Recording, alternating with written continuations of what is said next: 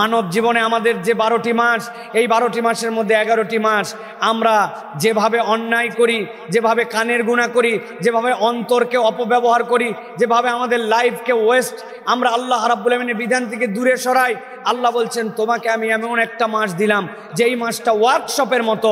বান্দা যখন রমাদানে ঢোকে, ওই রমাদানে ঢুকলে বান্দাকে আল্লাহ এমনভাবে গাইড করেন, ওই রিফ্লেকশনটা তার বাকি 11 মাস আল্লাহ রাব্বুল আলামিন তার মধ্যে ঢুকাই দিবেন। কিন্তু অনুভব করতে হবে যে আপনি আসলে রমাদানকে ওয়ার্কশপ হিসেবে নিছেন, নাকি আপনি রমাদানকে খালি না খায়ে থাকার মাস বানাইছেন। যদি না খায়ে থাকার মাস বানান, অথবা মনে করেন যে ওয়েটলেস করার মাস বানাবেন, অথবা যদি মনে করেন ওই যে আপনার কিছু সময় আপনার পেট স্টোমাক যেন ভালো হয়, আপনার সেলগুলা যেন ঠিক হয়, এই জন্য অটোফেজি করবেন, এটা যদি আপনি করেন তাহলে আপনার ওই শরীরের কল্যাণ হতে পারে। কিন্তু আত্মার যে বৈপ্লবিক পরিবর্তন, আপনি যে জাহান্নাম থেকে জান্নাতে আবার যাওয়ার রাস্তা যে আপনার জন্য তৈরি করার, ওইটা তাহলে রমাদান আপনার মধ্যে রিফ্লেক্ট দিয়ে কাজ করবে না।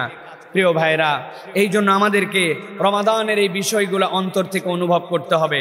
আপনারা জানেন 19 শতকে এই ভারতীয় উপমহাদেশে যতগুলি ইসলামী পণ্ডিত এসেছিলেন, এই পণ্ডিতদের মধ্যে একজন পণ্ডিত ছিলেন যার নাম স্বর্ণাক্ষরে লেখা থাকবে কিয়ামত পর্যন্ত। তিনি ছিলেন আবুল হাসান আলী নদভী রাহিমাহুল্লাহ রাহমাতান ওয়াসিআ। আলী নদভীর কথা আপনারা হয়তো শুনে থাকার কথা। আবুল হাসান আলী নদভী রহমতুল্লাহি আলাইহি তিনি অনেক বই পুস্তক লিখেছেন। এর মধ্যে তার একটা ঐতিহাসিক বই আছে, মুসলমানদের পতনে বিশ্ব কি হারালো। যদি কারোর সামর্থ্য থাকে বইটা মেহেরবানি করে কিনে নেবেন, কিনে নিয়ে পড়ার জন্য চেষ্টা করবেন। মা খাসিরাল আলামু বিইনতিলালিল মুসলিমিন, মুসলমানরা যখন এই বিশ্ব নেতৃত্ব থেকে সরে গেল, দায়িত্ব থেকে সরে গেল, মুসলমানরা যখন নেতৃত্ব হারাই ফেললো, তখন দুনিয়া আসলে কি হারালো, মুসলমান কি হারাইছে না, মুসলমানের নেতৃত্বে দুনিয়া কি পেয়েছিল, আর মুসলমান নেতৃত্ব থেকে সরে যাওয়ার পরে দুনিয়া কি হারালো, এই ঐতিহাসিক বইয়ের লেখক।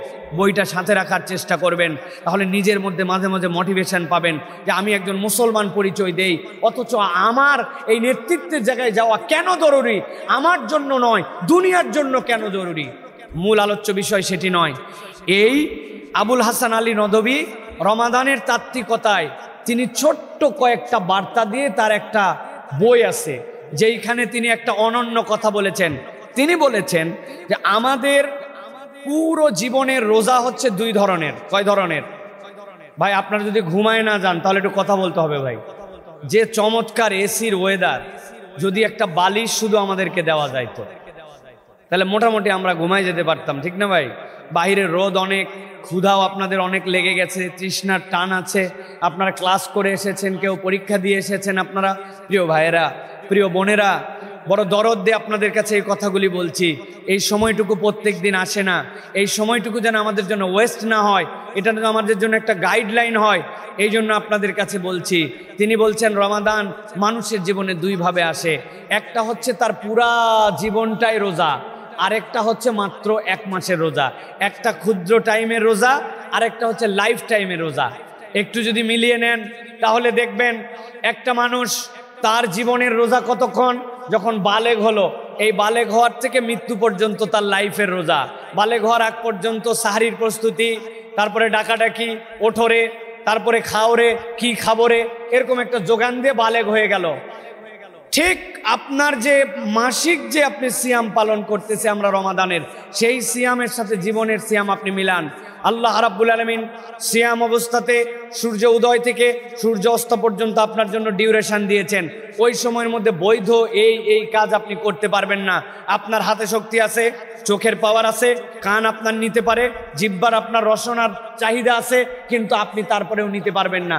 ঠিক তিনি বলছেন যে আবুল হাসান আলী নদভী যে আমাদের পুরা জীবনের মধ্যে একটা রিফ্লেকশন আছে সিয়ামের।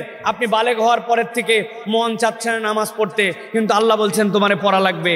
আপনার জীবন বলতেছে এখন যে পরিমাণ অর্থনৈতিক মন্দা চলতেছে, সুদে একটু টাকা নিয়ে আমি চলতেই পারি, আল্লাহ বলতেছেন না, ওয়াহাল্লাল্লাহুল বাই'a ওয়া হারামা রিবা, তুমি এটা নিতে পারবা না। তাহলে আপনি একটা সিয়াম 1 মাসের প্র্যাকটিসে ছিলেন, যে আপনার পানি ছিল, খাদ্য ছিল, কিচ্ছু গ্রহণ করেন নাই, ওইটাই আপনি আপনার পুরো জীবনের একটা লং টাইম সিয়াম, ওই সিয়ামটুকু আপনি পালন করছেন। তবে তিনি বলতেছেন ছোট্ট একটা পার্থক্য আছে এই 1 মাসের সিয়াম আর লাইফের সিয়ামে। কোনো ব্যক্তি যদি সিয়াম থাকা অবস্থায় 11টার দিকে 1.5 গ্লাস পানি খেয়ে ফেলছে, কয় গ্লাস? এরপরে সেই রকম অনুতপ্ত হয়েছে, ও সরি, অর্গান বিক্রি করে দিবে, আমার নানান জিনিসপত্র বিক্রি করে আমাকে মেরে ফেলবে, ওই লোকটা এখন দেখো ঘুমায় পড়েছে, ওই লোকটা এখন গেটের বাইরে ক্লান্ত হয়ে নিজে আটকায় পড়ছে, আমাদেরকে পালাতে হবে। এখন যেইগুলা সাথে গেছিল ওইগুলা এমন ক্লান্ত, ওঠেই না। ও বলতে স্যার রাখ তো রাখ, পরে যাওয়া যাবে, এখন আমার ঘুমাতে দে। ও কি বলবে তখন? ও যদি ওর আপন ভাই হয়, ওর আত্মীয় হয়, বন্ধু হয়, কি বলবে? এই বেকুব, পরে ঘুমানো অনেক যাবে, এখন ঘুমানোর সময় নয়। আমাদেরকে ধরে নিয়ে আসছে, ক্লান্তিতে ঘুমাই গেছি, সেটা আমাদের নিজের বাড়ি না, এখান থেকে পালানোর এখনই সুযোগ। তারপরে ওই গায়েই নিচ্ছে না, বলতেছে না আমি এখন উঠবো না, তুই যাওয়ার হলে যা। সাথে সাথে ও যদি প্রকৃত বন্ধু হয় কি করবে? আমি হলে যা করতাম সেটা বলি ভাই, বাম পা দিয়া কইসে প্রথমে একটা পাশা বরাবর শট মারতাম আগে, ব্যাককল কোথাকার। এরপরেও যদি না ওঠে ঠাড়ায় গাল বরাবর 2টা থাপ্পড় দিতাম। তারপরে যদি হাতের কাছে পানি থাকে, পানি মুখের মধ্যে দিয়ে তাকে চেতন করে জাগানোর চেষ্টা করতাম। কেননা সে আমার রক্ত, সে আমার আত্মীয়, সে আমার বন্ধন, সে আমার বন্ধু। তাকে রেখে আমি এখান থেকে পালাই যেতে পারি না। সে বুঝতেছে না, কিন্তু তাকে উদ্ধার করা আমার দায়িত্ব। ও ঢাকা মেডিকেল কলেজের প্রিয় ভাই, প্রিয় বোন, আমি ইসলাম ফলো করি, আমি আল্লাহর দয়ায় আলহামদুলিল্লাহ হিজাব করি, আমি সালাত আদায় করি আলহামদুলিল্লাহ, আমি ইসলামকে পছন্দ করি, কোরআন সুন্নাহ অনুযায়ী চলি। আমি মনে করতেছি আমি তো আলহামদুলিল্লাহ লাইন মতো আছে। কিন্তু আপনাকে রমাদান শিক্ষা দিচ্ছে। নবী করিম সাল্লাল্লাহু আলাইহি ওয়াসাল্লাম বলছেন, আতাকুম রমাদান শাহরুন মুবারাক ফারাদাল্লাহু আযজা ওয়া জাল্লা আলাইকুম সিয়ামাহু তুফতাহু ফীহি আবওয়াবুস সামা তুগলাকু ফীহি আবওয়াবুল জাহিম। আল্লাহ জান্নাতের দরজা খুলে দিয়েছেন, জাহান্নামের দরজাকে আল্লাহ রাব্বুল আলামিন বন্ধ করেছেন। ওয়া তুগাল্লু ফীহি মারদাতুশ শায়াতিন, ওই উদ্ধত, ওই যেই বিদ্রোহী শয়তান, ওই শয়তানকে আল্লাহ জিনজিরাবদ্ধ করেছেন, শৃঙ্খলাবদ্ধ করেছেন। এখন তুমি একা জাগলে হবে না, তোমাদের সকলকে জাগতে হবে। অনেকেই বলে নতুন পরিবেশ আসার পরে কি ট্রেন্ড শুরু হয়ে গেল, সব জায়গায় শুধু সেমিনার, সব জায়গায় মাহফিল।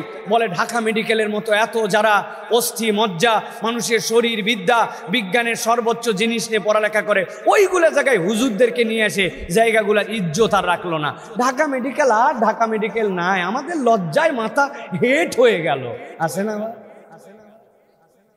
একদল এরকম কথা বলে, কিন্তু তারা জানে না আপনার আমার মূল শত্রুকে, আপনাকে মানবিক মানুষ হতে ঠেকায় কে, আপনাকে অযথা স্যাম্পল খাওয়ানোর বুদ্ধি দেয় কে, আপনাকে আপনার বিদ্যা শেখার পরে ওষুধ কোম্পানির থেকে পার্সেন্টেজ খাওয়ার শিক্ষা দেয় কে, আপনাকে কোন সেই শক্তি, যেই শক্তি ক্লিনিকের ওই কমিশন খাওয়ার আপনাকে বাণিজ্য শিখায়, আপনাকে ডায়াগনস্টিক সেন্টারে ভুয়া আপনাকে টেস্ট করতে পাঠায়, আপনার ভিতরে মানবিক মানুষের বোধ জাগ্রত হয় না।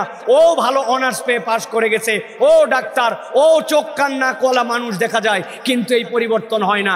এই পরিবর্তন যদি করতে চাওয়া হয়, তাহলে ইসলাম আমাকে যে দিক নির্দেশনা দিয়েছে, কোরআন আমাকে যে দিক নির্দেশনা দিয়েছে, আমার অন্তর পরিবর্তনের যে দীক্ষা দেওয়া হয়েছে, শত্রুকে চিনাইছে যে ইসলাম, ওই বিদ্যা যতক্ষণ আপনার আমার মধ্যে না আসবে, কখনো মানুষ প্রকৃত পরিবর্তন হতে পারবে না। ভালো করে জেনে রাখেন, আল্লাহ রাব্বুল আমিন কোরআনুল কারীমের মধ্যে বলছেন, কোড অ্যান্ড কোড, এই আয়াতে কারিমা আপনারা মুখস্থ রাখবেন। আল্লাহ বলছেন, বাল নাকযিফু বিল হাক্কি আলাল বাতিল ফায়াদমাগুহু ফাইযা হুয়া যাহিক ওয়া লাকুমুল ওয়াইলু মিম্মা তাসিফুন। উদাহরণ দেব আপনাদের মেডিকেল দিয়ে, আপনাদের বোঝা সহজ হবে। আল্লাহ বলছেন, এই যে কোরআন, এই যে ঈমান, এই যে তোমাদের জন্য আল্লাহর পক্ষ থেকে বিধান, এটার কাজ কি? আল্লাহ বলছেন এটার কাজ হচ্ছে এইটা তোমাদের চেতনায় পরিবর্তন আনবে। আল্লাহ বলছেন চেতনায় পরিবর্তন কিভাবে আনবে? ফায়াদমাগুহু ফাইযা হুয়া যাহিক। আপনার পরিবর্তন বাহিরের যে কোনো জায়গায় দিয়ে হবে না। বাহিরের পরিবর্তন প্রকৃত পরিবর্তন নয়। আপনাদের এখানে কিশোরগঞ্জ আর ব্রাহ্মণবাড়িয়ার কোনো যদি ভাই বোন থাকেন, একটু হাত উঁচু করেন। ব্রাহ্মণবাড়িয়া, মাশাআল্লাহ, ব্রিলিয়ান্ট সাহসী জায়গার মানুষ আপনারা, হাত নামান। রক্তের মধ্যেই সাহস তাদের মধ্যে। ব্রাহ্মণবাড়িয়াতে, কুমিল্লাতে, ঢাকাতে, বাদ দিলাম, ঢাকা মেডিকেলের পাশেই ধরলাম, দুই ছেলে ক্রিকেট খেলতে খেলতে কিলাকিলি লাগায় এক পর্যায়ে গন্ডগোল লাগায় স্ট্যাম্প তুলে দিছে হাতে বাঁয়, স্ট্যাম্প দিয়ে যেই না বাড়ি দিছে হাত গেছে ভাঙ্গে, ঢাকা মেডিকেলে নিয়ে আসছে। নেওয়ার পরে গলার মধ্যে ব্যান্ডেজ করে এক্সরে করে ঝুলাই দিয়ে বলছে আজকে ঢাকা মেডিকেলে ভর্তি থাকেন, আপনার এর হাড্ডি হুড্ডি ঠিক মতো জোড়া লাগছে কিনা আগামীকালকে আরেকটা চেক করে তারপরে ছাড়া হবে। ওই বেচারি ব্যথায় কোঁ কোঁ করে। সন্ধ্যার পরে ডাক্তারের পরামর্শ নিয়ে বলছে ওর একটা ব্যথানাশক ইঞ্জেকশন দাও। ব্যথানাশক ইঞ্জেকশন যেই দিছে, গলার মধ্যে হাত ঝুলানো, বেডের মধ্যে মাথা দিয়া নিচে হাত দিয়ে বলছে আল্লাহ একবার খালি ব্রাহ্মণবাড়িয়ায় ব্যাক করি, যেই বেটা আমার এক হাত ভাঙছে আল্লাহ মাসালের দুই হাত। এরকম নিয়ত করা সম্ভব কিনা? আরেকজন কিলাকিলি লাগায় পা ভাঙছে, ঢাকা মেডিকেল বলছে হবে না, পঙ্গুতে চলে যান। আমার বাড়ির সাথে পঙ্গু হাসপাতাল, ওইটার আরেকটা নাম আপনারা জানেন কিনা, ভাঙ্গাচোরা, জানেন তো নাকি? এখন ভাঙ্গাচোরা হাসপাতালে গেছে, যাওয়ার পরে টানা দিছে পা, ওই টানা দিছে ইট দিয়া, ওই জায়গায় শুয়ে আছে, 1 মাস পর্যন্ত শুয়ে থাকতে হবে। রাত্রে ব্যথায় চিল্লাচিল্লি, ডাক্তার শেষে ইঞ্জেকশন দিয়ে ব্যথা কমানোর পরে বলছে আল্লাহ খালি একবার আমাকে কুমিল্লায় ব্যাক করে নিয়ে যাক। যেই বেটা আমার 1 পা ভাঙছে, ওর বাপের পা, ওর ভাইয়ের পা, ওর পা 3 পা। জিজ্ঞাসা করব, একসাথে উত্তর দিবেন, যেই লোকের হাত ভাঙছে হাসপাতালে, সে অপরের হাত ভাঙবে এই চিন্তা করার ক্ষমতা তার আছে কিনা? যেই ব্যক্তির পা ভাঙছে ওই ব্যক্তি পঙ্গুতে শুয়ে তার পা ভাঙ্গা করার চিন্তা করার সুযোগ আছে কিনা? কিন্তু গন্ডগোল লাগানোর এক পর্যায়ে একজন মাথার মধ্যে একটা বাড়ি মারছে, একজনের মাথায় বাড়ি মারার পরে কোমায় চলে গেছে, তার কোনো সেন্স নাই, তার কোনো হুঁশ নাই। এরপরে তার হাতও ভাঙছে, পাও ভাঙছে। প্রিয় মেডিকেলের বন্ধুরা, প্রিয় আমার ভাই এবং বোনেরা, আপনাদের কাছে বলি, জিজ্ঞাসা করি, ওই যে তার ব্রেনে আঘাত লাগলো, হাত ভাঙ্গা পা ভাঙ্গা, হুঁশ নাই তার, এখন হাসপাতালে শুয়ে কার হাত ভাঙবে আর কার পা ভাঙবে এইটার চিন্তা করার মতো তার কোনো সুযোগ আছে? কথা বলেন আপনারা, আছে? নাই। আল্লাহ রাব্বুল আমিন বলছেন ফায়াদমাগুহু ফাইযা হুয়া যাহিক ওয়ালাকুমুল ওয়াইলু মিম্মা তাসিফুন। জেনে রাখো, তোমার ইসলাম, তোমার ইমান, তোমার কোরআন বাহিরে অন্য কোনো জায়গায় পরিবর্তন করাবে না। দামগুন শব্দের অর্থ ব্রেন, আপনার চেতনা, আপনার নৈতিকতা, আপনার আদর্শ, আপনার নৈতিকতা, আপনার চেতনায় যদি পরিবর্তন না হয়, মানুষ কখনো প্রকৃত পরিবর্তন হয় না। উপরে মলম লাগায় কাজ হয় না, মলম লাগাতে হয় চেতনায়। আমরা বহু মলম লাগানো দেখছি, মাদককে না বলুন, সন্ত্রাসকে না বলুন, তারপরে দুর্নীতিকে না বলুন। 10 কোটি টাকার বাজেট হয়েছে, দুর্নীতিকে না বলুন এর জন্য হ্যান্ডবিল লাগাবেন, প্যাম্পলেট লাগাবেন, বিভিন্ন জায়গাতে এটার জন্য সেমিনার করবেন। আপনাদের বিশ্বাস হবে কি হবে না জানা নাই আমার, ওই যে দুর্নীতিকে না বলুনের জন্য যে প্রজেক্ট, ওইটার 8.5 কোটি টাকা খায়া ফেলাইছে। তাহলে দুর্নীতি কেমনে গেল? তাহলে পরিবর্তনটা আপনি কোথার থেকে দেখবেন?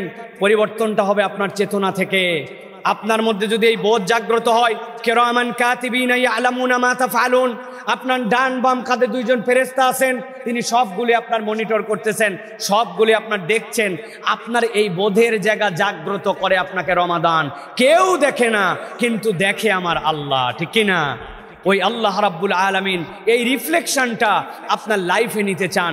আল্লাহ রাব্বুল আলামিন রিফ্লেকশনটা আপনার প্রাত্যহিক জীবনে নিতে চান। তুমি এখন ঘরের মধ্যে একা, কেউ দেখে না, কিন্তু তোমার ফোনে তুমি পাপ করতে পারো। তুমি এখন বাথরুমে একা, তুমি একটা পাপ করতে পারো, তোমার আর কেউ মনিটর করার নাই। অফিসের সবচেয়ে বড় বস তুমিই ফাইল সই করতে পারো, কিন্তু দেখেন তোমার আল্লাহ। এটা হচ্ছে রমাদানের রিফ্লেকশন। মানুষকে আল্লাহ 1 মাস একটা প্যাকেজের মধ্যে ঢুকাইছেন, ঢুকানোর পরে মানুষকে আল্লাহ রাব্বুল আলামিন বাকি সময়টুকু রিফ্লেকশন দিতে চান, কিন্তু এই রিফ্লেকশন আপনার আমার জীবনে ততক্ষণ পর্যন্ত থাকবে না। Wow, what a beautiful hand writing, what a time he give us. এত ভালো ডাক্তার, এত সুন্দর হাতের লেখা, কিছু মেডিসিনও দিছে, কিন্তু খায়নি কি? মেডিসিনটা খায় নাই। তা আমরা যদি কোরআনুল কারীম ছাড়া এরকম করে যদি আমরা খোঁজার চেষ্টা করি আমাদের রমাদান, তাহলে আমাদের এই রমাদান আমাদের জন্য এফেক্টিভ হবে না প্রিয় ভাইয়েরা। এই জন্য বলবো, রমাদান আমাদেরকে শয়তান চিনায়। কোনটা শয়তানি? এই বিদ্যা, এই জ্ঞান আপনাকে কেউ দেয় না। একমাত্র রমাদান আপনাকে শেখায় যে আপনার এইটা আল্লাহ পছন্দ করে না, অতএব তুমি এইটা করতে পারবা না। এইটা আল্লাহ পছন্দ করে, অতএব তুমি এইটা করবা। আমার মনের মধ্যে অনেক চাহিদা, কিন্তু আমি তারপরেও সেটা নিচ্ছি না, কারণ আমি জানি আমি সিয়াম পালন করতেছি। আল্লাহ রাব্বুল আমিন এইটাই কেবল আপনার আমার জীবনে দেখতে চান। প্রিয় ভাইয়েরা, আমি কথা দীর্ঘ করব না, আমি কথা গুছিয়ে আনতেছি আপনাদের জন্য। তবে তার আগে আপনাদের কাছে বলতে চাই প্রিয় ভাইরা, এই যে আমাদের রমাদান এফেক্টিভ হবে, এই এফেক্টিভ হওয়ার জন্য আমাদের আর বেশি সময় নাই। আর মাত্র 18টা দিন আছে আমাদের কাছে, আর মাত্র 17টা দিন আছে আমাদের কাছে। এখনো যদি আমি আমার মেডিকেলের ভাইদের কাছে বলি, ভাই আপনার জীবনে এই রমাদানে কি প্ল্যান করেছেন একটু বলবেন প্লিজ, যে আপনি আপনার রমাদানের জন্য কি প্ল্যানিং করেছেন। ভাই আমার অনেক প্ল্যান আছে, ওইগুলো মাথায় মাথায় আপনার মাথায় মাথায় প্ল্যানিং আপনার শোনা হবে না। আপনার ভাইবা হয় একটা মাত্র, আর বাকি সবগুলো হয় আপনার রিটেন পরীক্ষা। কি জন্য? যদি আপনার মুখে মুখে আপনার মাথা দিয়েই হইতো তাহলে এতগুলা লিখিত পরীক্ষা হতো না। ওই যে একটা ভাইবা রাখছে আর ইনকোর্স টিউটোরিয়াল রাখছে, এটা একমাত্র কারণে রাখছে, আমি ইউনিভার্সিটিতে থেকে যতটুকু বুঝছি এই তিনটা না থাকলে কোনো স্যারকে ছাত্ররা গুনতোই না। স্যারদের হাতে একটুখানি ক্ষমতা দেওয়ার জন্য, আটকায় রাখার জন্য কেবলমাত্র এইগুলা, তাছাড়া আর কোনো কারণ নাই। কারণ স্যারেক তখন একটু হলেও হিসাব করতে হয়, যদি মার্ক কমায় দেয়, যদি এই করে সেই করে। আব্দুল্লাহ জাহাঙ্গীর স্যার আমাদের জন্য বিরাট কাজ করতেন। পাবলিক ইউনিভার্সিটিতে আমরা পড়তাম, আমাদের ইনকোর্স টিউটোরিয়াল শুনলে আপনারা মাথা খারাপ হয়ে যাবে। কোরআনের সূরা মুখস্থ করাতেন, বলতেন এটা আমার আয়ত্তের মধ্যে, আমার সাথে দায়বদ্ধতা আছে, আমার কোনো সমস্যা নাই। কোরআনের সূরা হুজুরাত, জুমা, সূরা নূর, এইগুলো আমরা ইউনিভার্সিটিতে মুখস্থ করছি। হাফ মার্ক 2.5 পৃষ্ঠা মুখস্থ করাইছে, করার পরে শুনে তারপরে হাফ মার্ক দিছে। টিউটোরিয়াল বলে না, আমি জানি তোমরা যা ইনকোর্স লিখতে দিলে বেশিরভাগ তোমরা ভুয়া লেখো, একজন আরেকজনটা দেখে লেখো, কোনো এগুলো হবে না, তোমাদের কাছে এই জিনিস করতে হবে। তা আমার মেডিকেলের স্যারেরা যারা আছেন, আপনারা ভাইবা নেন, ইনকোর্স নেন, টিউটোরিয়াল নেন, মানবিক কিছু বিষয়ে তার কতটুকু অ্যাডভান্স আছে সেই বিষয়ে একটু টেস্ট নেন। যে আমার ছাত্র, যেই ছাত্রকে আমি পুরা দুনিয়ার জন্য ছেড়ে দিচ্ছি, তাকে তো ভালো অ্যানাটমি পড়ালাম, তাকে তো ভালো আমি স্কিনের পড়ালাম, তাকে ভালো আমি চোখের জ্ঞান দিলাম, তাকে ভালো করে আমি অনেক কিছু পড়ালাম, কিন্তু ও কি মানবিক মানুষ হতে পেরেছে? ও কি নৈতিকতা সম্পন্ন আদর্শিক মানুষ হতে পেরেছে? ওর মধ্যে কি দুনিয়া এবং মানুষের প্রতি যে সহমর্মী হওয়ার কথা ওই জ্ঞানটুকু এসেছে? এরকম কিছু কৌশলে টেস্ট আমাদের দেওয়া দরকার। দুঃখজনক এবং আফসোস, যারা টেস্ট দিবেন তাদেরই অনেকে টেস্ট দিলে ব্যর্থ হয়ে যাবেন, পরীক্ষায় ফেল করবেন। সুতরাং সরিষা দিয়ে ভূত যে সারাবো, সরিষা নিজেই যদি ভূত হয়ে যায় তা আমি করবো কি? আল্লাহ আমাদেরকে বোঝার তৌফিক দান করেন। প্রিয় ভাইরা, আমি আপনাদের কাছে বলবো, আপনাদের এখানে কোনো ভাই কোনো বোন হাত তোলেন যে আমরা এই রমাদানের জন্য we have a written plan in daily life. If anybody from you please raise your hand. লিখেছেন, আপনার কাছে খাতা কলমে লিখা আছে। একজন হাত তুলেছেন মাশাআল্লাহ, আরেকজন হাত তুলেছেন। আমি বললাম, আমি এমনি কথা বলছি না, আমি আপনাদের কাছে এই কথা বলার কারণ আরো একজন এখানে হাত তুলেছেন। আমাদের মা বোনদের মধ্যে থেকে কেউ হাত তুলেছেন। রিটেন যদি না থাকে আপনার এই প্ল্যানিং এর কোনো ভ্যালু নাই। আপনি একটা রিটেন প্ল্যান করেন, আপনি রিটেন প্ল্যানে বেশি কিছু করেন না। দেখেন আমার একটা রিটেন প্ল্যান আছে। কিরকম রিটেন প্ল্যান? ছোট্ট করে একটা প্ল্যান বানাইছি, প্রত্যেক দিন আজানের জবাব দিব। অন্যান্য সময় আজানের জবাব দেওয়া হয় না, আমার যেন আজানের জবাবটা ছুটে না যায়। অনেক ব্যস্ত, মোবাইল করতেছি, এই ব্যস্ত সেই ব্যস্ত, কাছাকাছি যে আজান পাবো ওই আজানের জবাব দেবো। আমি আমারটুকু বলতেছি এই জন্য যে আমি ওইটা করেছি কিনা, তাছাড়া আপনাদের মধ্যে রিফ্লেকশনটা হবে না। 2 নম্বর একটা প্ল্যান রেখেছি, আজানের দোয়াটা যেন মিস না হয়। পৃথিবীর যত দামি দোয়া তার মধ্যে এটা একটা দোয়া যেখান থেকে আল্লাহ রাসূল সাল্লাল্লাহু আলাইহি ওয়াসাল্লামের শাফাত পাওয়া যায়। এরপর একটা প্ল্যান ছোট্ট করে রেখেছি যে আজান এবং একামতের মধ্যে আমার যে সময়টুকু থাকবে, আজান এবং একামতের মধ্যে এই সময়টুকুতে আমি সাধ্যের মধ্যে যদি একটু সুযোগ পাই তাহলে আমি এই সময়টুকুতে অল্প একটুখানি হলেও আল্লাহর কাছে দোয়া করব। সাথে সাথে ছোট্ট 5টা প্ল্যান করে রেখেছি। এর কয়েকটা প্ল্যান শুনলে আপনারা একটু হাসবেন, কিন্তু প্লিজ হাসবেন না জানি আপনারা। এর একটা প্ল্যান হচ্ছে প্রত্যেক দিন বাচ্চাদের সাথে কোরআন এবং হাদিস নিয়ে কমসে কম 30 মিনিট তাদেরকে সময় দেওয়া। আমার ছোট্ট 3টা কিডস, এদেরকে আমি কোরআন হাদিস নিয়ে 30 মিনিট সময় দেব। মস্ক করে একটা সূরা শিখাবো, অথবা সে কোরআন তেলাওয়াত করতেছে আমি শুনবো, কিন্তু আমার বাচ্চাদের সাথে 30 মিনিট আমার কোরআনের টাইম যাবে। 2 নম্বর একটা প্ল্যান করে রেখেছি যে আমি আমার বাচ্চাদের সাথে মাঝে মাঝে যতই ওয়াজ করি কিন্তু মেজাজ খিটমিটা হয়ে যায়, খুব জোরে জোরে মাঝে মাঝে চিৎকার করে ফেলি। তো এই জন্য আমি আমার বাচ্চাদের সাথে বিহেভিয়ারে আরও একটু আমি কুল ডাউন হওয়ার চেষ্টা করব। আমরা মাঝে মাঝে ওয়াজ করি, রাগ করা যাবে না, রাগ করা নবী পছন্দ করেন না, এই রাগ করলে প্রথমে আউযুবিল্লাহ পড়তে হয়, এরপরে না হলে বসে যেতে হয়, বসে থাকলে শুয়ে যেতে হয়, শুয়ে যদি না হয় এরপর একটু পানি খেতে হয়, লা হাওলা ওয়া কুওয়াতা ইল্লা বিল্লাহ পড়তে হয় এইভাবে। এখন আমি আমার মেয়েকে বলতেছি, মা বলো তো রাগ করলে প্রথমে কি পড়তে হয়? বলতেছে বিসমিল্লাহ পড়তে হয়। বললাম যে আশ্চর্য কথা, তোমার একটু আগেই বললাম রাগ করলে পড়তে হবে আউযুবিল্লাহ, তারপরে কি করতে হয়? বলে তারপরে ঘোরাফেরা করতে হয়। বললাম আরে ব্যাক করবি, আমি বললাম যে প্রথমে পড়তো আউযুবিল্লাহ, তারপরে বললাম যে তোমার শুয়ে পড়তে হবে রাগ করলে। আমি বললাম এবার বলো সিরিয়াল মতো, রাগ করলে কি করতে হয়? বলে প্রথমে বিসমিল্লাহ পড়তে হয়। বেয়াদব মেয়ে কোথাকার, যেভাবে বলছি সেটা ঠিক মতো বুঝতে পারে না, কিচ্ছু না। আমি যেটা বললাম সেটা ঠিক। আমি কিসের তালিম দিচ্ছি? রাগ কমানোর তালিম দিচ্ছি। কি দিয়ে তালিম দিচ্ছি? রাগ দিয়ে তালিম দিচ্ছি। বুঝে থাকলে বলেন। আমি আপনাদের জাস্ট ডেমনস্ট্রেশন করে দেখালাম আমাদের জীবনে এরকম বিষয় আছে কিনা ভাই। অথবা আমি একটা প্ল্যান করছি যে আমি আমার এই জায়গাটা কারেকশন করব। আমি ছোট্ট একটা প্ল্যান করে রেখেছি, সেটা হচ্ছে নিজের প্রয়োজন অন্যের কাছে বলবো না। অনেক ইনায়া বিনায়া অনেক কথা অন্যের কাছে বলে ফেলি আমরা, কিন্তু নিয়ত করছি এই রমাজানে আমার যা প্রয়োজন আমি আমার আল্লাহর কাছে বলবো। কৌশলে অনেক সময় বলতে হয়, আসলে আপনাদের কাছে বলা উচিত না, কিন্তু না বলেও পারছি না। এরকম করে অনেক কৌশলে আমরা অনেক কথাবার্তা বলি, আল্লাহ মাফ করুক। এই কৌশলে অনেক সময় আমরা গীবতও করি। আপনাদের ঢাকা মেডিকেলের ক্যাম্পাসে আছে কিনা, বাংলাদেশে বহু জায়গাতে নাউজুবিল্লাহ হালাল গীবতের ব্যবস্থা করা হয়েছে। দুইজনের জন্য গীবত করতেছে, মধ্যে একজন বসে আছে, হঠাৎ করে অনেকক্ষণ পরে উনি শরিক হয়েছে, শরিক হয়ে বলছে আল্লাহ মাফ করুক, এগুলা কথা বলা উচিত না, না বলেও পারি না। কথা ঠিক বলে বুঝাতে পারি নাই না ভাই। মানে উনারা দুইজন গীবত করছে, সত্য দোষ একজনের অনুপস্থিতিতে চর্চা করছে। আমার 3 বোন বসেছেন ওই জায়গাতে। বোনেরা বসলে তো মনে করেন যে জমে উঠছে, মনে করেন একবারে। আর বলিস না, কি সব ফাউল মেকআপ দিয়ে ঘুরে বেড়ায়। এটা কোনো রুচি হলো একটা। বলছে আরেকজন বলতেছে খালি মেকআপের কথাই বলতেছি, ড্রেস আপের কোনো ধরন আছে এইটা। মধ্যে একজন আছে, ওনার এগুলা বাজে দোষ জানাই আছে হয়তো, মধ্যে একজন অনেকক্ষণ শরিক হয় নাই, শেষে বলতেছে আল্লাহ মাফ করুক, এগুলা কথা বলা ভালো না, তবে না বলে পারি না। কথা ঠিক।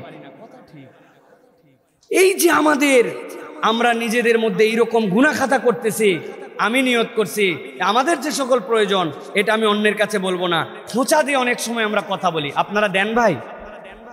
দেন খোঁচাখুচি? আমি বেশি মানুষের সাথে খোঁচাখুচি করার সুযোগ পাই না। আমার স্ত্রীর সাথে আমি মাঝে মাঝে একটু খোঁচা দিয়ে কথা বলি। তা আমি নিয়ত করছি যে এই খোঁচা দেওয়াটাও বন্ধ করতে হবে, তবে পজিটিভ খোঁচা হয়। ধরেন সে পেঁয়াজি ভাজছে, তারপরে আরও অনেক 2-1টা আইটেম বানাইছে, কিন্তু আমার বউয়ের হাতের বেগুনি হচ্ছে দুনিয়ার সেরা বেগুনি। এত বিউটিফুল বেগুনি, এইরকম বেগুনি যে মানুষ বানাতে পারে। এখন সেই দিন সে এই বেগুনিটা বানাই নাই। এখন আমি বলতেছি যে সবই আছে, সব স্বাদই আছে, কিন্তু বেগুনির স্বাদ কি আর অন্য দিক দিয়ে হয়? মানুষের হাতে কি আর এত সময় আছে যে বেগুনি বানাবে? কথাটা সহজ, কিন্তু অনেক সময় মানুষের মন সব সময় একরকম থাকে না। এই কথাটাও মানুষের দিলের মধ্যে কষ্ট দিয়ে দিতে পারে। অতএব আমি রমাদানে মানুষকে খোঁচাখুচি করে কথা, এখান থেকে আমি ব্যাক করে চলে আসব। এনি হাউ কোরআন আমাকে খতম দিতে হবে। আমার প্ল্যানিং এর অংশের মধ্যে আছে যে আমি শেষ রাত্রে অবশ্যই সালাত আদায় করব। প্রিয় ভাই, প্রিয় আমার বোন, আমি আপনার কাছে করজোরে নিবেদন করছি, আজকে আপনি আপনার একটা খাতা নিয়ে কিচ্ছু করেন না, আপনি আপনার রমাদানের রিফ্লেকশন ইনশাল্লাহ খুঁজে পাবেন। আপনি আপনার জীবনের বাজে 3টা অভ্যাসের কথা লিখেন যে আমার এই গুণাগুণগুলি আমি পছন্দ করি না, অথবা কোনো বন্ধুর থেকে সাজেশন নেন আর নিজের জীবনে 3টা গুণ যুক্ত করব, এটা একটু প্ল্যান করেন। আমি একটু হাসি মুখে কথা বলবো, এভরিডে একটু সাদাকা করব, ফর এক্সাম্পল বলতেছি। অথবা আমি আমার এই অভ্যাসটা খারাপ আছে, এই অভ্যাসটা করব। রমাদানের আগে হিজাব পড়তাম না, আমি রমাদানের আগে নিকাব করতাম না, সামনে থেকে রমাদান থেকে কি আছে আমার এই ছোট্ট জীবনে, আমি এই পর্দা পুশিদার মধ্যে ঢুকে গেলাম, নামাজ ওয়াক্ত মতো করতাম না, করব না। 3টা বাজে অভ্যাস ত্যাগ করব, 3টা ভালো গুণযুক্ত করব, 1 আয়াত করে পড়ব। এই 18 দিনের মধ্যে নতুন 3টা সূরা মুখস্থ করব, 2টা সূরার অর্থ জানবো। আমি আপনার কাছে করজোরে আপনার ভাই হিসাবে বলতেছি, আপনি এই প্ল্যানিংটা 18 দিনের জন্য করেন। আপনার রমাদানের যে রিফ্লেকশন ওটা ইনশাআল্লাহ আপনার সাথে আফটার রমাদান থাকবে। নচেত রমাদান আসবে আর রমাদান যাবে, আপনার আমার জীবনে পরিবর্তন হবে না। আপনি যখন কোশ্চিন বিশ্লেষণ করেন, আমার ছোট 2টা ডাক্তার, এর মধ্যে একটার নাম নুরুল্লাহ, সে অ্যানাটমিতে ফেল করছে একবার, বাড়িতে আসে মুখ কালো, আমরা কিছুই বুঝি না, আমি কি এর অ্যানাটমি বুঝি আর কি বুঝি, কিন্তু বলতেছে সেখানে সে নাকি ফেল করছে, কি করছে। আমার ছোটটা আবার খুব ব্রিলিয়ান্ট, তারপরেরটা সে বলছে মেজো ভাইয়া তুমি চিন্তা করো না, তুমি সাপ্লি খাইছো টেনশন নাই, আগামীতে তুমি পরীক্ষা দিয়ে তোমার এটা আবার ঠিক হয়ে যাবে। কিন্তু তার বিশাল মন খারাপ, সে কি করতেছে, সে তার প্রশ্নপত্রটা বিশ্লেষণ করতেছে। আমি বোঝানোর জন্য আপনাকে বলছি, প্রশ্নপত্র বিশ্লেষণ আপনি কখন করেন, যখন আপনার কাছে হার্ড কপিটা থাকে, আমি কি লিখেছি আর কি লিখি নাই, কি লেখা উচিত ছিল আর কি লিখতে পারি নাই, এটা আপনার সামনে থাকলে আপনি তখন বিশ্লেষণ করেন। আপনি একটা রুটিন করার পরে যদি সেটা আপনি প্রতিপালন করতে নাও পারেন, কি পারেন নাই তার একটা হিসাব আপনার কাছে থাকবে। সুতরাং ডেইলি লাইফে যদি আপনি কোরআনের এবং রমাদানের রিফ্লেকশন পান, ইউ হ্যাভ এ রুটিন, আপনার একটা রুটিন লাগবে। আমি আপনার কাছে প্রতিশ্রুতি নিতে চাই, আমার ভাই বোন যারা আসছেন এখানে, যে আমরা বাকি কয়দিনের জন্য আমাদের একটা ডেইলি রুটিন করব রমাদানের। রাজি যারা? হাত তুলতে হবে যারা রাজি আছেন, প্লিজ। আমার বোনেরাও হাত তুলতে পারেন, আমরা আপনাদেরকে না দেখলেও আল্লাহ দেখতেছেন আপনাদেরকে। আপনাকে লিখতে হবে বোন, আপনাকে লিখতে হবে ভাই, মেহেরবানি করে আপনি একটা প্ল্যান করেন, পারবেন ইনশাআল্লাহ? এবার চলেন আপনাদেরকে আইডিয়া দিব যে আমাদের রমাদান চলে যাওয়ার পরেও আমাদের জীবনে কিভাবে এই রমাদান আমাদের সাথে থাকবে। প্রথমে বলবো 3টা জিনিস ঠিক করতে হবে। কয়টা? একসাথে সকলকে বলতে হবে। কয়টা? Last chance. কয়টা? কারা কারা বলেন নাই তারা হাত তোলেন। আলহামদুলিল্লাহ। আমি আপনার কাছে এফোর্ট দিয়ে কথা বলতেছি যাতে করে এই কথাটা আপনার বাসা পর্যন্ত যায়। দেখেন, মানুষের জীবনে মৃত্যুর পরে যখন আমাদের আমল আল্লাহর কাছে উপস্থাপিত হবে, আল্লাহর কাছে যে আমলটি উপস্থাপিত হবে, ওই আমল পরিমাপ হবে না, ওই আমল ওজন হবে। কি হবে? ওজন হবে, পরিমাপ হবে না। এক ঘর ভর্তি হাওয়াই মিঠাই। এখনকার বাচ্চারা আবার স্মার্ট হয়েছে, আমাকে বলতেছে বাবা আমাকে একটা কটন ক্যান্ডি কিনে দাও তো। আমি চিন্তা করলাম জীবনে বহু কিছু দেখছি, কটন ক্যান্ডি আমার বড় মেয়ের কাছ থেকে আমার এটা শেখা ভাই, এদের কাছ থেকেও শিখতে হয়। কটন ক্যান্ডি, হাওয়াই মিঠাইয়ের নাম দিয়েছে কটন ক্যান্ডি, বিক্রি হয় না পলিথিনের মধ্যে, এক হল ভর্তি কটন ক্যান্ডি। একজন বলছে ওজন দেওয়া লাগবে, বলছে 2 ঘন্টা সময় দিয়ে দেখ। 5 জন মিলে সবগুলারে জড়ো করে 2 বস্তার মধ্যে পা দিয়ে ঠেলে ঢুকায়, বলছে 6.5 কেজি, এক ঘর ভর্তি। এটার নাম হচ্ছে আপনার জন্য পরিমাপ। আর ওজনটা ভিন্ন জিনিস।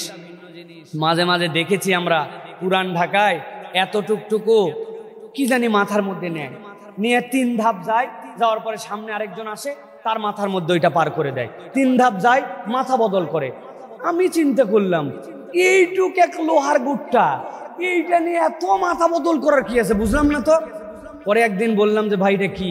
বলে হুজুর এটা সীসা, লোহার তুলনায় অনেক ভারী, এইটুকু দেখতে কিন্তু এটা 2 মণ, 10 ধাপ নিয়ে যাওয়া যায় না।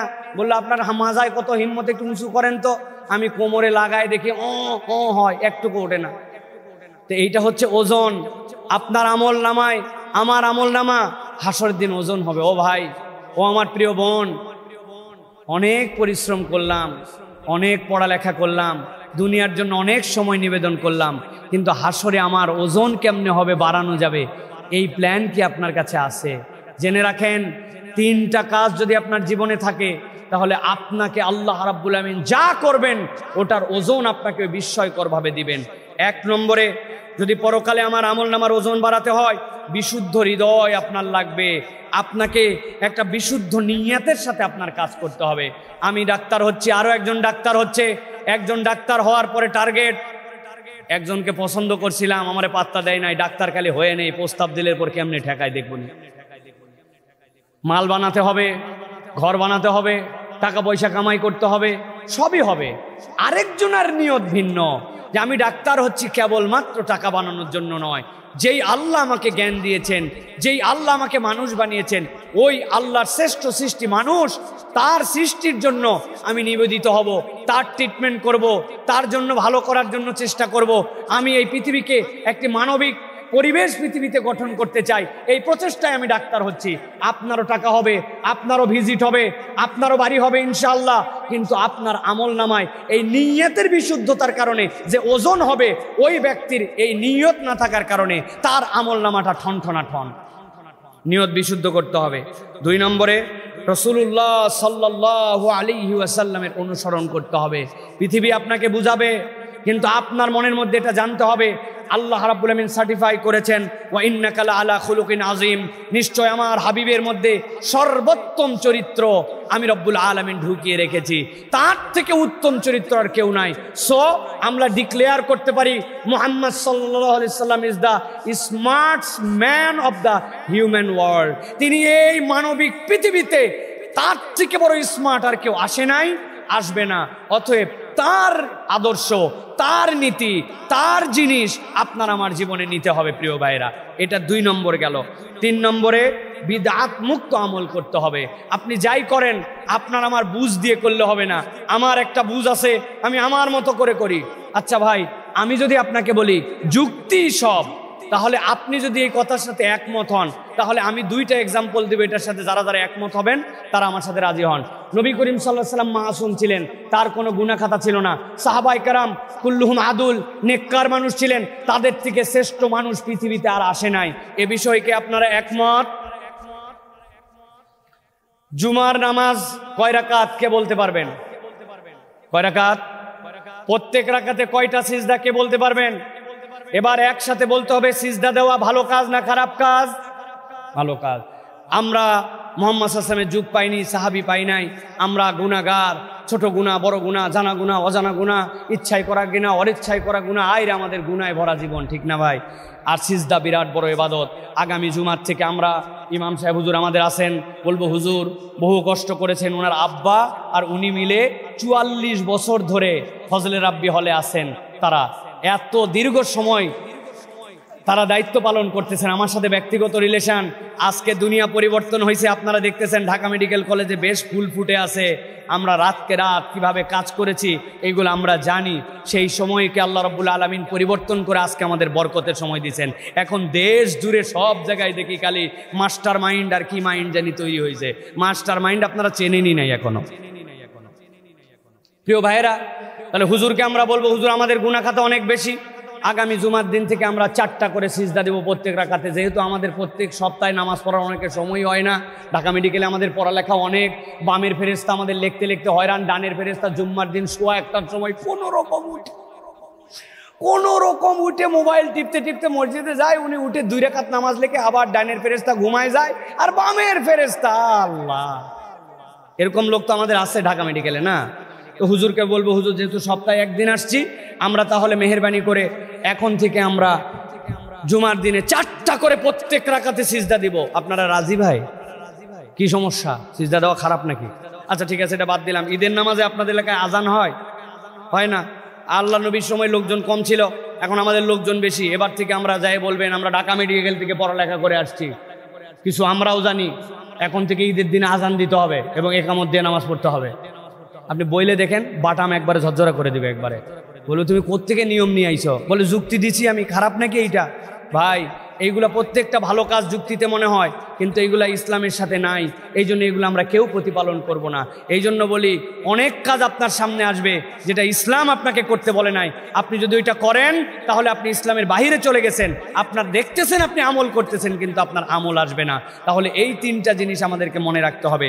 এবার সংক্ষিপ্ত সময় আপনাদের কাছে বলে দিব যে আমাদের রমাদানে আমরা 5টা বিষয়ে নিজেদেরকে একটু কেয়ার করব। এই 5 বিষয়ে কেয়ার করলে এরপরে কিছু প্রশ্ন উত্তর আছে, দিয়ে আমরা 4:30টায় শেয়ার করে দিব। 4:30 আমার লাস্ট টাইম, ঠিক না? ইনশাল্লাহ, ওকে ইনশাল্লাহ। আমরা এইটা দিয়ে আমরা প্রশ্ন উত্তর আপনাদের দিয়ে শেষ করব। 5টা গুণের কথা বলবো। এই 5 গুণ যাদের সাথে থাকবে পুরা বছর রমাদান তাদের সাথে থাকবে। বলতে হবে গুণাগুণ কয়টা? সবাই বলেন নাই কয়টা? 5টা। মাশাআল্লাহ। চলেন আমরা এই 5টা গুণাগুণের কথা একটু আলোচনা করে নিই। 1 নম্বর, আপনার যদি বিশুদ্ধ অন্তর না থাকে, অন্তর যদি বিশুদ্ধ না হয়, রমাদান আপনার সাথে থাকবে না। নবী করিম সাল্লাল্লাহু আলাইহি ওয়াসাল্লাম বলছেন, ইযা সলুহাত সলুহাল জাসাদু কুল্লু ওয়া ইযা ফাসাদাত ফাসাদাল জাসাদু কুল্লু আলা ওয়া হিয়াল কলব। আপনার অন্তর যদি বিশুদ্ধ না হয় তাহলে বাহিরে মলম দিয়ে কাজ হবে না। ডাক্তারের কাছে আসছে অর্থোপেডিক্স, স্যার পায়ের দিক তাকান না স্যার, ওরে আল্লাহ মাথা খারাপ অবস্থা, পায়ের তোমার কি হয়েছে? বলে স্যার আম গাছ থেকে পড়ে আম পাড়ার সময় দেখেন পা। বলছে যাই হোক, তোমার যা হয়েছে, তোমার ট্রিটমেন্ট দিছি, সাথে মলম দিলাম, মলমটা যেখানে ব্যথা পাইছে ওখানে লাগাবা। 3 দিন পরেও আসছে ডাক্তারের কাছে, ডাক্তার দেখেন পা ফুলে এত মোটা হয়ে গেছে, মলম লাগাও নাই? বলছে স্যার আপনি যে মলম দিয়েছিলেন ওই মলমে হয় না, প্রত্যেক দিন 3টা করে মলম লাগছে। বলছে মলম লাগানোর পরেও তারপরে ভালো হলো না কেন? বলছে তা তো আমি বলতে পারবো না, অনেক কষ্ট করছি স্যার, আমার তো যে পা হাঁটা চলা করতে পারি না। পরে একটা ভ্যান ভাড়া করছিলাম, ভ্যান ভাড়া করে ওই ভ্যানে করে উঠে যাইয়ে যেই আমের গাছের গোড়ায় পড়ছিলাম ওই শিকড়ে প্রত্যেক দিন মলম লাগাইছি। এখন আম গাছের শিকড়ে যদি আপনি মলম লাগান, এটা যদিও ফানি, কিন্তু যেরকম কাজ হবে না। ঠিক আপনি উপরে বাহ্যিকতায় দেখতে অনেক সুন্দর, হিজাব অনেক সুন্দর, নিকাব অনেক সুন্দর, গেট আপ অনেক সুন্দর, ড্রেস আপ অনেক সুন্দর, দাড়ি অনেক সুন্দর, কিন্তু আমার অন্তরে তার রিফ্লেকশন আসে নাই। অন্তর বিশুদ্ধ যদি না হয় তাহলে কখনো সিয়াম আমাদের সাথে থাকবে না। আল্লাহ কোরআনুল কারীমের মধ্যে বলছেন, ওয়াল্লাযীনা জাউ মিন বা'দিহিম ইয়াকুলুনা রাব্বানা ইগফির লানা, আল্লাহ তুমি তাদেরকে ক্ষমা করে দাও। আর তাদের ব্যাপারে আমাদের অন্তরের মধ্যে কোনো হিংসা বিদ্বেষ রাখো না। এটা মরা মানুষের বিষয় আল্লাহ বলতেছেন, জীবিত মানুষের বিষয় তাহলে আপনার কি অবস্থা হবে? আমরা অন্তরগুলা নোংরা, অন্তরগুলা হিংসা, অন্তরগুলা ঈর্ষা, অন্তরগুলার মধ্যে বিভিন্ন ধরনের ভেদাভেদ, দূরত্ব, এইগুলোতে অন্তরগুলা পচায় ফেলছি আমরা। দেখতে উপরে সুন্দর কিন্তু ভিতরে তার মধ্যে অন্তরগুলা নষ্ট হয়ে গেছে। অতএব বিশুদ্ধ অন্তর ওয়ালা হওয়ার জন্য আপনাকে প্রচেষ্টা নিতে হবে। রমাদান আপনাকে আমাকে বিশুদ্ধ অন্তর ওয়ালা হতে শেখায়, ঠিক কিনা? অতএব প্রিয় ভাই এবং প্রিয় বোনেরা, আমাদের অন্তরের মধ্যে বিশুদ্ধতা আছে কিনা টেস্ট করবেন কেমনে? কারো কল্যাণ দেখলে, কারো ভালো দেখলে, কারো উন্নতি দেখলে আপনার জ্বলে কি জ্বলে না? মাঝে মাঝে দেখবেন আপনার একটু জ্বলে। অমুকে আমার সাথেই পড়লো, রেজাল্ট ভালো হয়ে গেল, অমুক জায়গায় চাকরি পেয়ে গেল, অমুকের বাচ্চাটা বিদেশে চলে গেল, বাপরে বাপ অত ভালো ছাত্রী ছিল না কিন্তু কি ভালো এক জায়গায় বিয়ে হয়ে গেছে, উনার জ্বলে পুরে ছাই আছে না ভাই? এই যে অন্তরের মধ্যে যে জ্বলা, এইটুক যদি জ্বলে তাহলে বুঝবেন আপনার অন্তরকে কারেকশন করতে হবে প্রিয় ভাইরা। তাহলে 1 নম্বর, আপনারা নোট করতেছেন না কেউ, আমি দেখছি আপনারা বেশিরভাগ একদম একজনও নোট করেন না, ইভেন ফোনেও নোট করা যায় কিন্তু আপনারা নোট করেন না। আমি তো আপনাদের কাছে এই জন্য দাবি দিয়ে বলতে পারছি না যেহেতু রমাদান মাস, তাছাড়া আমি আপনাদের কাছে এটা বাধ্য করে নোট করাতাম, কারণ এই কথাগুলি আমাদের থাকা দরকার প্রিয় ভাইরা। আপনার যে ডেলি রুটিন করবেন বলেছেন ওই রুটিন আপনারা করবেন আগামীকালকে ফজরের আগে ইনশাআল্লাহ। 2 নম্বর, আপনি যদি আপনার রমাদানকে আপনার লাইফে ধরে রাখতে চান তাহলে আপনাকে সবরকারী হতে হবে। আপনার সবর যদি না থাকে আপনার জীবনে কিছু নাই। বলবেন হুজুর আমি বহুত ধৈর্যশীল, আপনি জানেন না এইগুলো পড়ালেখা করা কত কঠিন, তারপরেও এখনো দাঁতে দাঁত কামড়ায় আমি পড়ালেখা করে যাচ্ছি না ভাই। মাজা ব্যথা হয়ে গেছে তাও আমলে নিচ্ছি না। অনেক ধরনের রুম অপরিষ্কার হতে হতে রুমের ভিতরে ঢোকা যায় না হুজুর, আপনি গায়ে দেখেন মশারি খুলি নাই 2 মাস। ধৈর্য নাই মানে আমাদের আছেন আপনাদের এরকম ছাত্র অনেক আছে, রুমের ভিতরে ঢোকার জো নাই। আমি গেছি তো বিভিন্ন রুমের মধ্যে, আল্লাহু আকবার, পরিষ্কার পরিচ্ছন্নতা হৃদয়ের। সরকারি হল, সরকারি রুম, এটা পরিষ্কার করার কি আছে? ফ্যান লাগাই গেছে আইয়ুব খান আর সেই ফ্যান ঘুরতেছে, আপনার ময়লা আপনি জীবনে ঝাড়েন নাই। আমি পাবলিক ইউনিভার্সিটির ছাত্র, আমার রুম পরপর 5 বছর ইউনিভার্সিটিতে আমার রুম বেস্ট ক্লিন রুম হিসাবে অ্যাওয়ার্ড পেয়েছিল।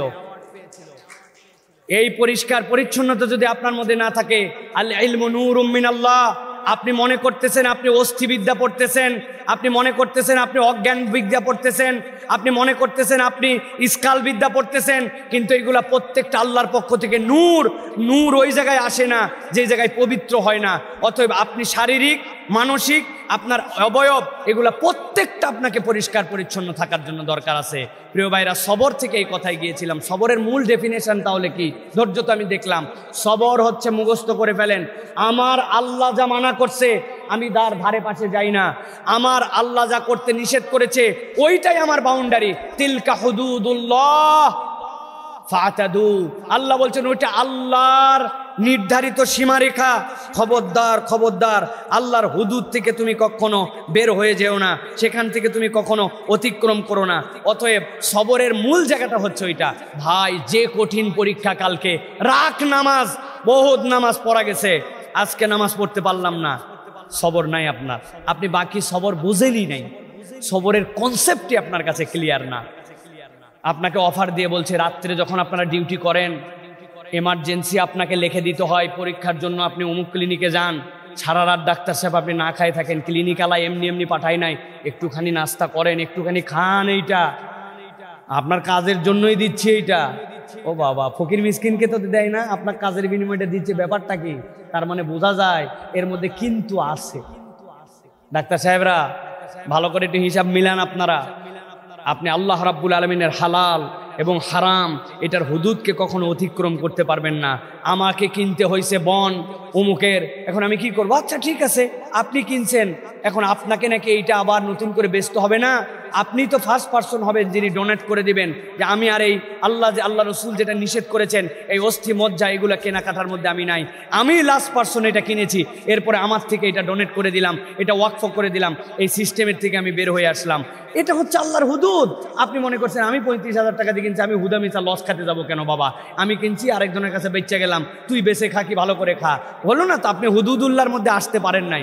অতএব রমাদান আপনার সাথে থাকবে, কেননা আপনাকে রমাদান সবর শিখাইছে।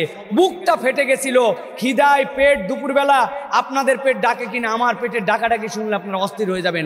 চো চো কো কা কি যে বলে, আল্লাহু আকবার। যতই বল, খাওয়া নাই। কথা বলেন, খাওয়া আছে আমার সামনে, খাওয়া আছে, খাওয়া নাই বলতেছেন, কিন্তু আমার খাওয়ার অনুমতি নাই। তাহলে আমি সবর করে আসি। এই রিফ্লেকশন আপনার লাইফে আসবে তখন যখন আল্লাহর হালাল এবং হারামের বিধান বলতেছে। শোনো, এখনকার যে সমাজ, বিয়ে শাদী তো করতেই হবে, তবে একবারে নতুন বিয়ে করার পরের থেকেই পরিচয় হলে সংসার অনেক সময় কঠিন হয়। এই জন্য আসলে ওরকম কিছু করি না, হালকা একটু পরিচয়টা রাখছি। মিউচুয়াল আন্ডারস্ট্যান্ডিং এর মাধ্যমে আমাদের ফিউচার সংসারের জন্য আমরা একটু জাস্ট হাই হ্যালো রেখেছি। এরকম কারা কারা রেখেছেন ভাইয়া? আছে না? হারাম ইজ হারাম, মাইন্ড ইট। রমাদান আপনাকে শিখিয়েছে আপনার বিবাহিত স্ত্রী, যাকে আপনি আদর যত্ন ভালোবাসা সব দিতে পারেন, অথচ ইসলাম বলছে তোমার বৈধ স্ত্রীর সাথে তুমি করতে পারো না, তাহলে তুমি বাকি সময় কেমন করে করবে? আপনি চাচ্ছেন আপনার রিফ্লেকশন অফ লাইফে আপনার রমাদান আসুক, তাহলে আপনি রমাদানের রিফ্লেকশন আসবে না যতক্ষণ না আল্লাহর হালাল এবং হারামের প্রতি আপনি, নিষিদ্ধতার প্রতি আপনি দাঁড়াতে পারবেন না। বলতেছে সামনে ভাইবা আছে একটা, এই জন্য মুখের দাড়িটা এখনো রাখি নাই। দাড়ি রাখলে কোথায় চাকরি হয়, কোথায় চাকরি হয় না। আপনি আল্লাহ রসুলের স্পষ্ট বিধান লঙ্ঘন করে আপনি চাকরি খুঁজতেছেন, আপনি হালাল এবং হারামের মানেই বুঝেন নাই। ওমা মিন দাব্বাতিন ফিল আরদি ইল্লা আলাল্লাহি রিজকুহা বুঝেন নাই। টিটকারি করে আবার দাড়ি রাখলে, জানেন একজনের দাড়ি এরকম লম্বা, তারে বলছে একজন, তার ওস্তাদ স্যার বলছে তোরে দেখতে তো ছাগল ছাগল লাগে। ও আবার এত স্মার্ট ছেলে, বলছে sir you are absolutely right, আপনি যা বলেছেন একদম ঠিক বলছেন। স্যার তো ভেবা চাকা খেয়ে গেছেন, ফির আমি টিটকারির জন্য বললাম, উল্টা দেখে ও আরো বেশি খুশি হয়ে গেছে, বলে এই কথা বললি কেন? বলে স্যার আমি কি করতে পারি স্যার, আমার যেমন ছাগল দেখছেন আপনি ওরকম, আমারটা তো ওই রকম জন্য আপনি বলছেন, তবে স্যার যদি আপনি আমাকে একটু সাহস দেন তাহলে আপনাকে আমি একটা কথা বলতে চাই। বলছে বল বল, কি কথা বলবি বল। বলে স্যার আমার দাঁড়িয়ে এরকম জন্য আমাকে দেখতে ছাগল ছাগল লাগে, ইউ আর রাইট, বাট আপনার চেহারার দিকে আমি যখনই তাকাই তখনই আপনাকে দেখলে আমার কুত্তা কুত্তা লাগে। কথাটা অনেক হার্ড, আমি কাউকে শ্লেষ করার জন্য বলছি না, কিন্তু আপনি সবরকারী হতে পারেন নাই। আপনি নানান অজুহাত দিচ্ছেন, ভুয়া অজুহাত এইগুলা। আপনি নামাজের অজুহাত, পর্দাহীনতার অজুহাত, আপনি নানান অজুহাত দেন, আপনি এগুলো ভুয়া অজুহাত। আল্লাহর কাছে এগুলো একটাও গ্র্যান্টেড হবে না, কেননা তিনি আপনার আমার রব, তিনি আপনার আমার স্রষ্টা। ম্যানুফ্যাকচারার আপনাকে যেভাবে সৃষ্টি করে দিয়েছে এইভাবে আপনাকে চলতে হবে, গাইডলাইন তিনি দিয়েছে। সুতরাং এখানে আমার নিজের মতামত দেওয়ার কোনো সুযোগ নাই। রমাদানের পরে রমাদান পার হয়ে গেছে, আগের সেই মানুষই ও আগের পরের মানুষে রয়ে গেছে। বলে ভাই আমি ঘুষ খাই না, হাতে নিয়ে রোজা আছি, ডয়ের খুলে দিলাম, এই জায়গায় রাখ, স্যাম্পল ওষুধের যেগুলা নিয়ে আসছি খবরদার রমজান মাসে আমার হাতে দিবি না, ওই যে রুমের পাশের জায়গা আছে জায়গায় রেখে যা। রাইস কুকার, প্রেশার কুকার, গাড়ি টাড়ি যা আছে কি দেয় না তো, আমি এগুলো এখন রমজান মাসে নিতে পারবো না, পাশে রাখো, এগুলো রোজা আছে আমি এগুলো জানে হারাম, কিন্তু তারপরেও খায়। এইটা কিসের সিয়াম আপনার? আল্লাহ রাসূল সাল্লাল্লাহু আলাইহি ওয়াসাল্লাম বলেছেন কতক রোজাদার আছে এদের খালি না খেয়ে থাকা হয় আর এদের তৃষ্ণাতে কষ্ট হয়, এই সিয়ামের কোনো মানে নাই। 3 নম্বর আপনাদের কাছে বলবো প্রিয় ভাইরা, দয়া লাগবে। দয়া যদি না থাকে তাহলে মানুষ কখনো মানবিকতায় পূর্ণ মানুষ হতে পারে না। আল্লাহ কোরআনে বলছেন ওয়াখফিদ লাহুমা জানাহাদ-দুল্লি মিনার রাহমাতি ওয়া কুর রাব্বিরহামহুমা কামা রাব্বায়ানি সগীরা। আল্লাহ বলতেছেন তোমরা তোমার পিতামাতার জন্য স্নেহ করো, দয়াদ্র হও। কেমন? মুরগির পাখা যেরকম ডানা বের করে দিয়ে বাচ্চাগুলাকে ওই চিল থেকে, বাচ্চাগুলাকে ওই কাক থেকে হেফাজত করে তুমি তোমার দয়ার চাদরটা বিছায় দাও। আল্লাহ রাব্বুল আমিন নবী করিম সাল্লাল্লাহু আলাইহি ওয়াসাল্লামকে পর্যন্ত বলেছেন, ওয়াখফিদ জানাহাকা লিমান ইত্তাবাআকা মিনাল মুমিনিন, মুমিনদের জন্য আপনি আপনার ডানাকে বিছিয়ে দেন। ইমানদার এখন ক্রুয়েল হার্ট, আমাদের অন্তরগুলো শক্ত হয়ে গেছে, আমাদের মধ্যে কোনো দয়া নাই। আমি কতবার কাঁদি এক কথা বলে বলে। আমরা যে জেনারেশনে ছিলাম, আপনারাও আমাদের খুব বেশি কত বয়স, কত কম বেশি হবে জানি না আপনাদের বয়স আপনাদের, কিন্তু আপনারা সেই জেনারেশন পেয়েছেন কিনা, আপনারা সেই জেনারেশনের মধ্যে আপনারা ছিলেন কিনা। আমার কথা শেষ করে ফেলছি, গুছিয়ে ফেলছি। আমরা ডায়াপার জেনারেশনে আমরা ছিলাম না। আমার মা পিঠাপিঠি, আমরা ভাই বোন 7 দিন টানা শৈত্য প্রবাহ, 5টা কাঁথা কোনো রকম শুকিয়েছিল চুলার উপরে দিয়ে, অর্ধেক রাত না যেতেই প্রস্রাব করে সব ভিজে গেছিল। মা ডানের থেকে বিছনা ভিজার পরে বামে নিছে, বাম থেকে বুকে নিছে। ওই মাকে কোনো দিন আমি দেখি নাই মুরগির রানটা নিজে তুলে খাইছে। এত বড় হয়ে গেছি, আমার 3 মেয়ে, কিন্তু যাওয়ার পরে মুরগির রানের ভাগটা আমার। বাবার প্লেটের মধ্যে চামচ দিয়ে উঠানোর পরে মুরগির কলিজাটা নিচ থেকে উঠে গেছে, আব্বাকে খেতে দেখি নাই, তুলে মুখের মধ্যে উঠাই দিছে। মা সবচেয়ে ভালো জিনিসটা আমাদের জন্য রাখে, বাবা সবচেয়ে ভালো জিনিসটা আমাদের জন্য রাখে, অথচ তাদের সাথে আমাদের বিহেভিয়ার কেমন। বন্ধুর সাথে ঘন্টার পর ঘন্টা আড্ডা মারে, মার সাথে প্রত্যেকদিন 5 মিনিট কল করে একটু খবর নিতে পারে না, আব্বার সাথে সুন্দর করে কথা বলতে পারে না, কেবল টাকা পয়সা লাগলে বলে আর অন্য সময় বলে। আর ডাক্তার বিদ্যা তো যে বিদ্যা, যে আমরা এখন পার্সন, যে ঢাকা মেডিকেলের ছাত্র, আমি তো আর মাটিতেই নাই, আমি অন্তত 1.5 হাত উপর দিয়ে সবসময় চলাফেরা করি মাটির থেকে। অতএব আব্বা আম্মা মূর্খ মানুষ, আশপাশের লোকের কোনো ধারণাই নাই, সবগুলা চোখের সামনে যা দেখি সবগুলো বেকুব ঘুরে বেড়াচ্ছে আমার চোখে, আমরা দেখতে ভাই। এই একটা সেন্টিমেন্ট নিয়ে আমাদের থেকে দয়া উঠে গেছে, ঠিক না ভাই? প্রশ্ন উত্তরে যাব। 3টা পয়েন্ট বলেছি, বাকি 2টা বলে দিব, আর দয়া নিয়ে একটা ছোট্ট উদাহরণ দিয়ে দিব আপনাদের জন্য। আর একটা জিনিস, ন্যায় বিচার। ন্যায় বিচার যদি আমাদের জীবনে না থাকে, যে যার জায়গার থেকে ন্যায় বিচারক হতে হবে আমাদের জন্য। আর একটা হচ্ছে দায়িত্বশীল হওয়া। আলা কুল্লুকুম রাইন ওয়া কুল্লুকুম মাসউলুন আন রাইয়াতিহি। আপনার একটা দায়িত্ব আছে সমাজের জন্য, দেশের জন্য, পরিবারের জন্য, মেডিকেলের জন্য আপনার একটা দায়িত্ব আছে। এই দায়িত্বগুলো আমাদেরকে প্রতিপালন করার জন্য চেষ্টা করতে হবে। এই দায়িত্বশীল মানুষ যদি আমরা হই, আমরা যদি ন্যায় বিচারক হই, ন্যায় বিচারের ক্ষেত্রে আমরা ফ্যাসিস্টদের কথা অনেক বলি, ফ্যাসিস্টরা অনেক অন্যায় করেছে করেছে, কিন্তু আমরা নিজেরাও অনেক সময় ন্যায় বিচার করি না। আমার বন্ধুর যে নোটটা তাকে যথাসময় ফেরত দেওয়ার কথা, সেইটা আমি করি নাই। কার থেকে হাওলাত নিয়েছিলাম মনে নাই, অমুক মামার দোকান থেকে একটা সিগারেট খাইছিলাম, খাওয়ার পরে বলছিলাম খুচরা নাই, পরে দিবনি মামা, এখন পর্যন্ত সিগারেটের বিল শোধ করা হয় না। আছে না এরকম ভাই?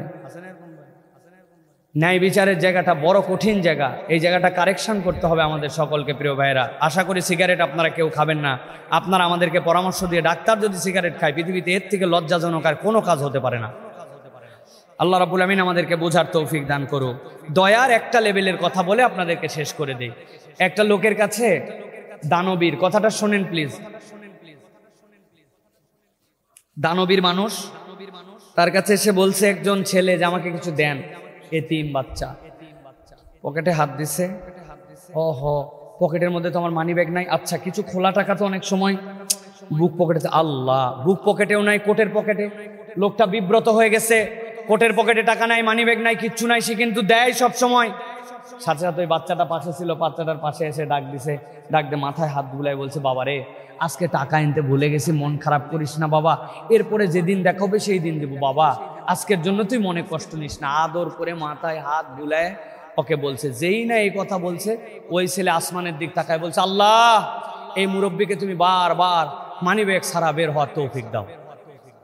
মুরব্বী তো ঘাবড়ায় গেছে, রে সত্যি সত্যি টাকা নাই আর তুই এই বদ্ধ আমার জন্য করলি, মানি ব্যাগ ছাড়া বের হওয়ার দোয়া আমার জন্য করলি, এটা কোনো কথা? আয়ের পরের দিন দেখা হলে তোকে দিবই বললাম, তারপরে তুই এই কথা বললি? বাপ বিশ্বাস করো আমার কাছে নাই বাপ। আদর করে 2 গালে হাত দিছে। ওই ছেলে ঝরঝর করে চোখ দিয়ে পানি পড়তেছে আর বলতেছে, এই দোয়াটা আমি আপনার প্রতি বদদোয়া হিসেবে করি নাই। শোনেন স্যার, কারো কাছে হাত পাতলে দেয়, না থাকলে বলে অমুকের কাছে যাও, অমুকের কাছে না হলে আরেকজনের কাছে পাই, আমাদের টাকা পয়সা পাই, কিন্তু আজকে আমাকে আপনি টাকা না থাকার কারণে মাথায় হাত দিয়ে গায়ে হাত দিয়ে আদর করে যে আমাকে স্নেহ দিলেন, বিশ্বাস করেন এই ভালোবাসাটুকু আমাদেরকে কেউ দেয় না, এই যত্নটুকু কেউ দেয় না।